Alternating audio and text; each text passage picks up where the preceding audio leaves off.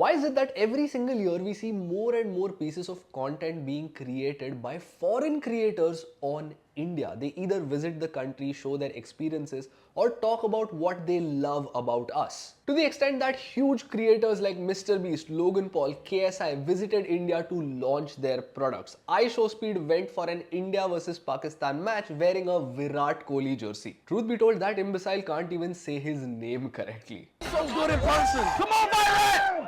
Yes, Byron! So it's either this or on the other end of the spectrum where foreign creators would create content absolutely demolishing India. They would shit on the entire country's image. So the question begs to be asked, why on earth are these foreign creators so desperate for Indian views? Honestly, this video will piss many people off, foreign creators and Indians alike, but this truth needs to be put out there. I request you to give me 10 minutes of your time and I promise this video will achieve two things. Number one, it would change the way you look at social media and the content game. And number two, if you're someone who happens to live here or simply plans on visiting, I'll share some truths that none of those pieces of content would give you. Long story short, this video is a shocking truth bomb about certain creators and this country. So in the recent times, there has been a flurry of content on social media that either panders to the Indian diaspora or absolutely demolishes it. And as a creator who's been in the game for almost 4 years now via long format content, short format content, I'll tell you that all these creators who are creating this content have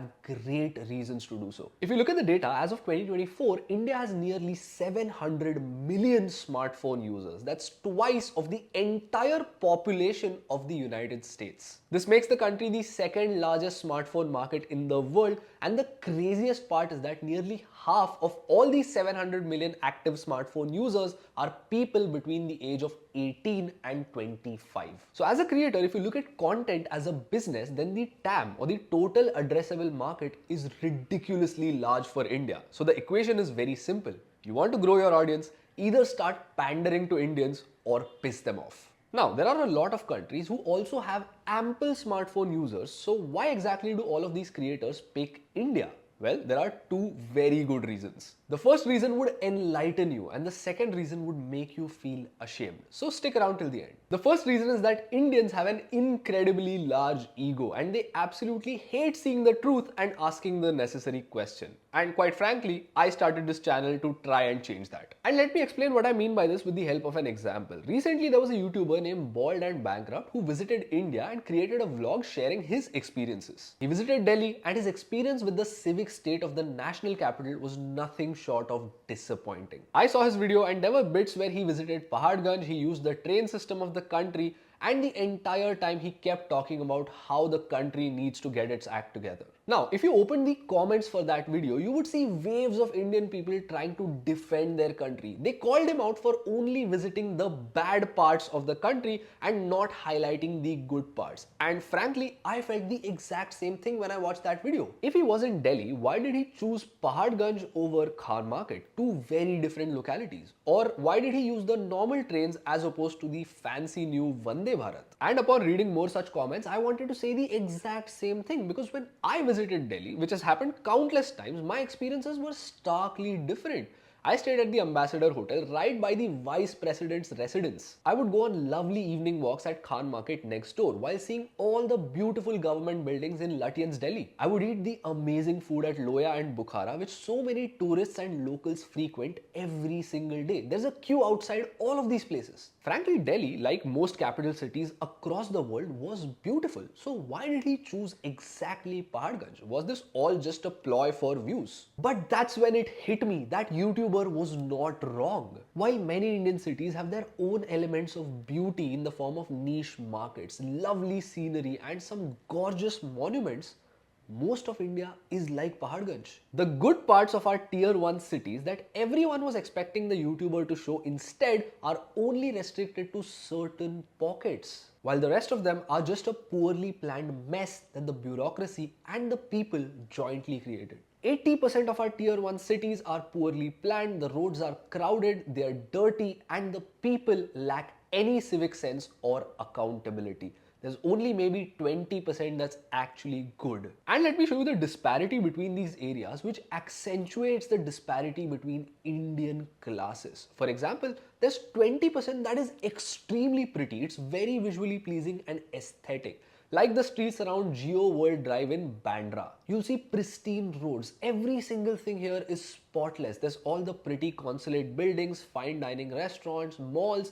Every single thing here is aesthetic. You could click so many pictures of yourself and everything around you. But the messed up part is that this small pocket is surrounded by the crammed, dirty, unclean streets of Kurla and Bandra. And what absolutely sucks is that a large fraction of us Indians absolutely hate accepting that this is the reality. Only a small part of our tier 1 cities actually look like BKC or Khan Market. Most of it is still unfortunately like Kurla or Paharganj that you saw in that video. And the worst part is that all of our richest tier 1 cities with the maximum jobs and opportunities boast inequality in this way. We are in a situation where our tier 1 cities are increasingly getting unlivable by the day. The cities that offer the highest levels of connectivity to the outside world, that serve as an introduction to all the tourists, are just downright disgusting. And now I know what you'll say. There are so many tier 2 and tier 3 cities that are much better than the tier 1 cities in India. They're aesthetic, they're livable, the air over there is good. But think of it from a tourist perspective. If the national capital is so bad, then how much worse would the other smaller cities be? And let's face it, India's countryside is absolutely gorgeous. The scenery and wildlife there is second to none. But if the financial capital and the national capital of the country are crumbling, then does a tourist even get past that? Actually, not just tourists. How does anybody, including you and me, get past that? But wait a minute, fixing our tier 1 cities and the mess that we've made is a conversation that we aren't ready to have. And by we, I mean just you and I, not the government. Because in the end, the government is comprised of a bunch of political parties that would only push for the agenda that you and I care about, that you and I talk about in our day to day. And what do you and I talk about? Nationalism, religion, freebies. Every single time that we talk about the real issues that the country faces, we are just told to go to another country or simply labeled anti-national. I'll tell you something incredibly messed up, by the way. India has a type of tax called the Swachh Bharat cess, which is an additional fee levied on any supply in order to clean the country. India has an end-to-end government scheme that is intended to fix the cleanliness situation of the country. The fact that we need to have a government scheme for something so basic is in itself an insult. But wait. Does that still make it okay to post this kind of content about the country? Let's try and explore that question. Despite living in terrible conditions, Indians have a huge ego. Every time they see content that calls them out, they get mad and start defending their pride. And let me tell you why all these creators get away with it. There is a simple rule that 95% of creators follow. If it gets engagement, I will do it. And every time you post such content, it gets engagement because we Indians have a fragile ego. And in turn, this whole exchange of creating content and farming engagement makes it worse for Indians in every single way. The entire exchange of creating such content and farming engagement from outraged Indians in the comments creates a negative multiplier effect. These videos reach millions of people and worsen the existing problem of racism that thousands of people with brown skin face every single day. They extrapolate a notion that all of India lives a certain way, which quite frankly, most of it does. And now I know what you will say. New York has a homeless crisis. San Francisco has a drug problem. Paris has a rat and stench issue. So why don't people call these cities out? That's the thing. The people who live in these cities call all of these issues out. This is an issue between them and the people making laws there. The locals there don't defend their shortcomings. If you ask someone staying in Paris, what do you think about the rats here? They're going to tell you that I am fed up of the administration. I want them gone right now.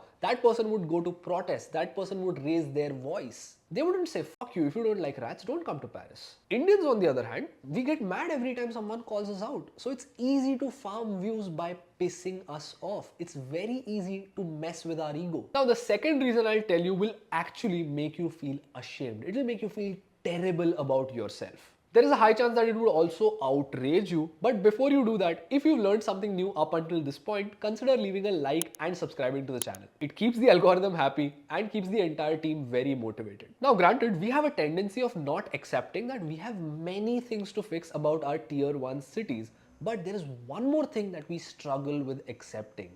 We gained independence 78 years ago. And here's the dark truth. many Indians don't seem to realize this. Which brings me to the second reason why so many creators are able to milk Indians for views.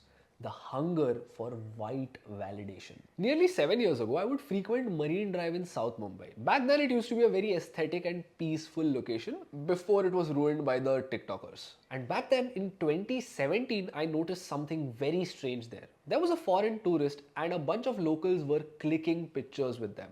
I wondered, is that a celebrity? But no, it wasn't Leonardo DiCaprio. He was a random tourist and a bunch of locals were clicking pictures with him. Literally, that's it. He wasn't a person of note or a celebrity, but despite that, a bunch of locals, around 5 to 6 boys, huddled waiting to get a picture with him. For some very weird reason, after 78 years of independence, much of India still lives in a white fantasy where it craves for validation from foreigners. I didn't understand this back then, but as I observed my surroundings more, it started to dawn upon me. Indians think this way.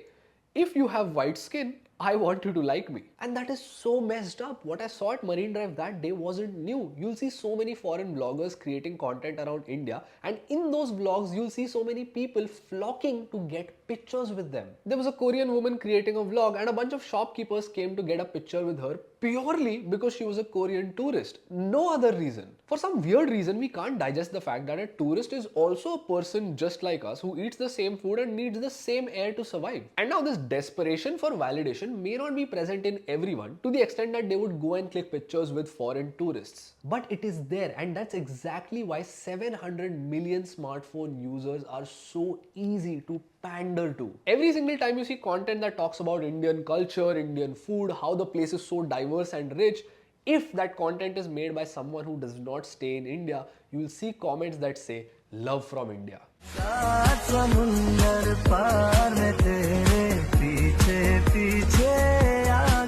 It is literally a life hack to succeed as a creator. Either piss Indians off or cater to them. Start pandering to them. And guess what? Pandering works just as much. Their self-esteem is absolutely dog shit. If you have white skin, they love you anyway. So what can we do? Firstly, accept the fact that we need to change. Every time we see content posted by creators like Bald and Bankrupt, it is not rage bait. It's actually a reality check. Now, I know many of you will say that, well, the system is messed up. The government is messed up. We don't have anything in our control. But let me tell you something that you do have in your control. Be a bit better every single day. Be a little more kind, a little more mindful, a little more considerate of your surroundings. Be 1% better in your life every single day. It compounds over time. Over 1 year, you would be nearly 37 times better. And secondly, realize that people with a different skin color than yours are also people. They aren't doing you a favor by visiting your country or saying nice things about it. Your country has plenty of nice things to offer, and it's probably your job to talk about them. Let's face it, we are a very young nation with our own story to write, so why not focus on that instead? If you learned something new, consider leaving a like for the algorithm and subscribe to the channel.